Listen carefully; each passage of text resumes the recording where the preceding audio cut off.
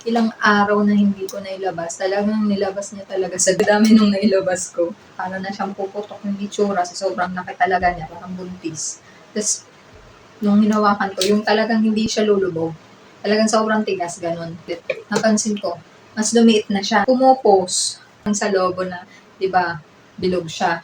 Tapos yung nawala ng hangin. Ganun yung itsura niya. Yung mga ingredients kasi nito guys, nakakatulong talaga sa pagpapalakas ng immune system, ang laban sa mga sakit.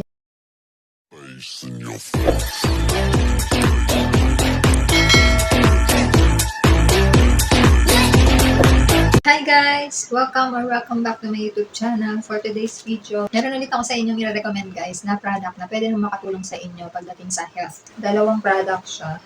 Salveo Barley Grass, tsaka One of the Juice. Sabay kasi namin siya halos ginagamit, kaya sabi ko, nagsasabayin ko na lang din ng paliwanag. Kunting story lang kung bakit namin to ginagamit. Pinapagamit talaga namin ito. Kung food health namin, papa namin. Dati, ilang linggo siya na hindi siya nakakadumi. Hanggang sa sumakit yung tiyan niya. Hanggang sa hindi niya nakinaya, nagpa-hospital na siya.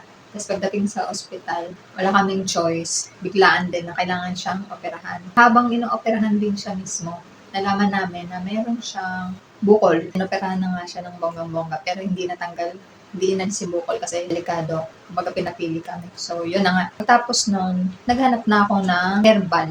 Kasi guys, di ba, pag may bukol talaga tayo, kadalasan talaga, sinasuggest talaga na ipapatanggal or ipapa-check kung yung bukol ba malignant o benign. Kung cancerous ba siya o hindi. Kaya nga lang, sa dami ng mga babalitaan din natin, di ba na, kapag pinagalaw yung bukol, kadalasan, mas mabilis siyang kumakalat, mas lumalaki ba sa ganun. Kaya, hindi na rin namin bet. Baka yung mismong papa ko, ayaw niya na ipapagalaw yung bukol. Ang ano talaga namin, daanin muna sa mga iniinom na herbal. Automatic kasi yan. Once na pinagalaw mo yung bukol, madalas niyan, may mga gamot na rin na ibibigay dyan o kung ano man. Yung papa ko ayaw niya ng mga ganong eksena. Mga bars. Siya naghahanap ng mga iniinom na herbal. Kasi ako din guys, kahit dati pa, mahilig talaga ako sa mga herbal tsaka mga supplements sa mga ganyan. Kasi kadalasan wala talaga siyang mga side effects. Kaya ako, kahit yun sa mga normal na mga sakit ng ulo o kung ano man, kadalasan hanggat maaari talaga, hindi ako iinom ng gamot kapag kaya ko pa naman. Kung may supplement ako, yun yung iniinom ko. Kapag nawala doon, hindi ko na inaano siya sa gamot, lalo na kung kaya ko pa naman. Mahilig din kasi talaga ako search ng mga herbal. So, ito na nga yung nakita ko guys, yung barley grass. Daming klase kasi yung barley grass guys. May mga na-try din ako ng mga barley grass. Pero sa lahat, ito talaga yung gustuhan kong barley grass. Yung Salveo barley grass. Tapos, kasi nga mahilig ako mag-search niyan, yun na nga, na ano ko na talagang puro talaga to. Pure barley grass talaga siya. Wala talagang kahit na anong hinalo na mga chemicals o kahit dun sa mga habang tinatanim siya, wala daw ditong ginagamit na kahit yung mga pesticides. Yung mga kung ano mga chemical na pwedeng mailagay dito, wala talaga siya. Simula pagtatanim hanggang sa ginagawa siya, wala talaga. Talagang puro lang siya. Pinino lang talaga nila para matake siya. So wala na kasi to guys laman eh. Ano pa pala konti? Ayun. Ganito yan. Tapos may scoop to kasama. Ubus na. Doon yung isa pa eh. Kaya lumala na rin, paubos na rin yun. So, ganito siya guys. Tapos may iba't ibang klase to. Ito yung pinakamalaki kasi guys. Yung binili namin. Pinakamalaki to test. Pero meron din siya mga ganito. Ayan. Ito powder. Tapos ito naman guys. Capsule naman to. Pag hindi mo kayang uminom ng ganito, mga powder, hindi ka mahilig sa mga ganun. Pwede ka magganito. O kaya dun sa mga laging nagmamadali. Pwede ka magganito. Tapos meron din silang yung on the go, yung parang stick lang ng kape, yung style niya. Madaming klase siya guys eh, iba-iba. Tapos meron ding trial pack, basta ganun. Ba't ibang package. So ako naman sa experience ko dito guys, ang na-try ko dito dati, yung lang araw din ako na hindi makadumi. Parang hirap na hirap ako. Tapos yung araw na aalis kami ng kapatid ko nun, na-tsempuhan ko na, ito pa lang yung binili ko nun eh. Hindi, mahina pa kasi talaga ako nun saan, parang hindi ko pa kayo uminom ng mga powder. Yan, lalo na hindi ako sanay uminom talaga ng mga, alam mo niyo yung mga pinapakuluan ng mga down. Hindi talaga ako sanay, kaya ito talaga ako dati. Pero ngayon nakakainom na kasi ako ng powder, mas bet ko na yun. powder kasi mas mabilis nga daw yan mag-effect sa katawan. Kaya sa ganito, pero same lang naman sila, yun nga lang, nasa capsule na kasi to. Pero yung dati, ito yung iniinom ko, na-try ko to nung unang beses, dalawa ininom ko dahil nahirapan ako nung dumumi. Buti na lang nagsempuhan talaga guys, nakamotor kami nun. Panay ako talaga CR, at parang yung mga ilang araw na hindi ko nailabas, talagang nilabas niya talaga sa dami nung nailabas ko. Kaya doon ko na sabi na okay talaga siya para sa akin, based sa experience ko nga. Lasa pala na ito guys, itong barley na to, ano siya, para sa panlasa ko, asang dahon talaga siya. Ang sinasabi ng iba, lasang matcha, na pag sanay ka daw uminom ng matcha, parang yun lang din yung iniinom mo dito. Pero sa akin talaga, hindi kasi ko, pero nakainom na kasi ko ng matcha eh. Parang feeling ko hindi naman siya matcha. Basta yung, ang panlasa ko sa kanya talaga, parang yung literal na parang siya. Pero pagkatagalan, may malalasahan ka na parang may pagka-Milo. Pero ako nga kasi hindi ako sanay sa ganun. Ang ginagawa ko pag uminom ako nito, pagkainom ko, susundan ko siya ng konting tubig. Tapos kailangan meron akong kakainin na kahit anong yung may iba ko malalasahan. Ganon. Diba, kakain ako ng konting-konting ulam o basta yung matatakpan yung lasa nito sa akin. Tapos yun na, wala na. Para hindi ako mahirapan uminom. Kasi mas bet ko talaga yung powder kasi ito talaga yung nire-recommend nila lalo na kung may sakit. Kasi nga, mas mabilis ma-absorb ng katawan. Naman guys, dito sa one of the juice naman ito. Ang kagandahan naman nito guys, kahit ano siya, herbal siya guys. Ang sarap talaga nito guys. Sobrang sarap. Bet na bet ko to. Kumbaga, hindi ka mahirapan talaga ditong inumin. Hindi ka tatama rin dahil nga ang sarap talaga niya. Tapos ang kagandahan nito guys, 15 na yung herbal na meron dito. Pero parehas yan sila na madami talaga silang benefits sa katawan tsaka wala siyang side effects. Kaya maganda. Yung mga ingredients kasi nito guys, nakakatulong talaga sa pagpapalakas ng immune system, ang laban sa mga sakit. Kaya maganda talaga siya. Pero hindi siya gamot guys, nakakatulong siya. Pero may iba, may mga madami na rin mga nagpapatunay talaga na nakatulong sa kanila to para mawala yung mga sakit nila, mag-improve sa pag-inom ng mga to. Ang napansin ko dito, hindi ko talaga masabi kung alin dito sa dalawa kasi nga sabay namin itong pinapag-inom sa papa ko. O halimbawa, may pera ngayon, may budget ngayon. Painumin namin siya nito. Tapos sunod pag naubos naman, ito naman.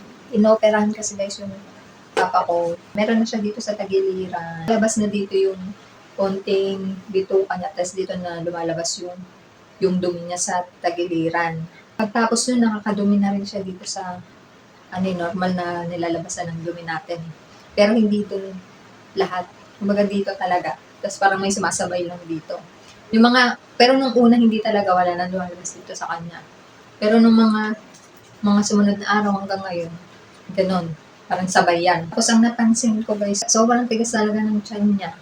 Kaya na ganun talaga nung sabi ko, kailangan makabili ko ng ganito. Di bumili nga ako nito, parang 15 pieces yon yung binili ko. Ganito guys, parang ganito siya. Ito kasi halos kakarating lang ulit. Order ulit kami. Ganyan siya kalali. Pinainom ko yun sa kanya. Kasabay rin to ha, yung barley nga. Uminom siya parang isa o dalawang araw pa lang. Napansin ko na yung tiyan niya. Parang lumiit ng konti lang. Tapos, hinawakan ko, lumambot siya.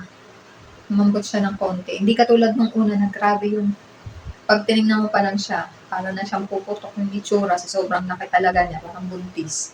Tapos, nung hinawakan ko, yung talagang hindi siya lulubog. Talagang sobrang tigas, ganun. Tapos, yung sabi kong ilang araw nga, parang 2 araw lang yung lumipas o 3 ba, mga ganun. Napansin ko kagad na medyo lumiit na yung tiyan niya. Tapos, pagtapos nun, mga ilang araw pa ulit, napansin ko, mas lumiit na siya. Kasi meron siyang parang dito, yung pinatali. Para hindi umano yung dito niya sa gilid. Lumuwag yung niya na yun kasi ibig sabihin na lumiit yung tiyan niya. Medyo malaki pa rin siya pero hindi na katulad nung dati. Tapos na rin siya, yung medyo malambot-lambot na rin siya. Tapos ito lang, kailan lang, yung nilinisan siya kasi ng kapatid ko bago itong last na to, nakita ko. Lumalaki yung niya eh, yung parang dito ka na nakalabas nga. Malaki yun. Dati, nung bagong opera yon, maliit lang ganyan. Tapos yung habang patagal, parang lumalakas siya. Kaya, yun nga, medyo nakaka-ano rin. Lumalaki siya. Tapos, hanggang sa parang oblong na yung style niya, hindi na siya bilog. Kasi nga lumalaki. Kaya mahirap na rin siya pasukan. Parang colostomy, ganyan. Pero itong pinaka-last, napansin namin ng kapatid ko. Sabi ko, parang lumiit yung ano nung napaka-uman siya. Pumupos. Gumano, no? Alam mo yung parang sa lobo na, di ba, bilog siya. Tapos yung nawala ng hangin. Ganun yung itsura niya. Kaya sabi ko, siguro, syempre hindi namin sure talaga, pero ito kasi yung tinitake niya, wala namang iba. Parang inisip ko, parang imposible naman na liliit siya ng ganon, nang wala naman siyang iniinom na kahit na ano. Ito yung iniinom niya eh. Tapos imposible na liliit ng ganon na, yun nga, hindi siya nagagamot, hindi siya nagaan. Tapos, stress pa siya halos araw-araw. Kaya, imposible. Sabi ko, merong dahilan kaya ganon yun. Kaya, ito yung tinitake niyan. Kaya tingin ko, itong dalawa, nakakatulong din talaga sa kanya. Pero dati, tatlo to yung inano namin sa kanya. Yung Santon Plus, isa rin yun. Pero yun nga, hindi ko sure kung hanggang ngayon nakainom pa rin siya yun. Kasi itong dalawa talaga yung inaano ko na hindi siya mawawalan. Na kapag meron talagang budget, makakabili ka. Kung ano ko to eh. Ang profile ko. So, yun nga guys. Yun guys, na-share ko lang naman kasi baka kayo meron din kayo nararamdaman. O kahit nga wala, malaki talaga yung natutulong nyo. Kami umiinom din kami na ito guys, pero siya talaga yung pinapainom namin na ito. Kasi nga kailangan na talaga. So, tapos sa pag-inom pala nito, wala naman siyang overdose kasi herbal naman to guys. Mas madami nga, mas maganda. Lalo na pag gano'n na may kailangan gamutin. Pag may mga sakit, mas madami, mas okay. Kaya dito, minsan pinapainom ko sa kanya. Sabi ko, ubusin niya isang bote, isang araw. Lalo na pag madami naman kaming binili. Kadalasan 15 pieces yung binibili ko nito. Katulad ngayon guys, yung bumili kami. Eto nga. Wow! Ang dami. 15 pieces yung order ko nito. Tapos, meron din sila kasing kape. Bagong kape lang to. Yung na-try ko nito talaga nung una, yung una nilang kape, yung masarap din yun. Tapos ito, tinry ko pa lang ngayon. First time ko pa lang. Kasi doon hindi ako ina-acid eh. Ito nakainom ko kanina, hindi naman. Hindi rin ako ina-acid dito. And then, herbal din to.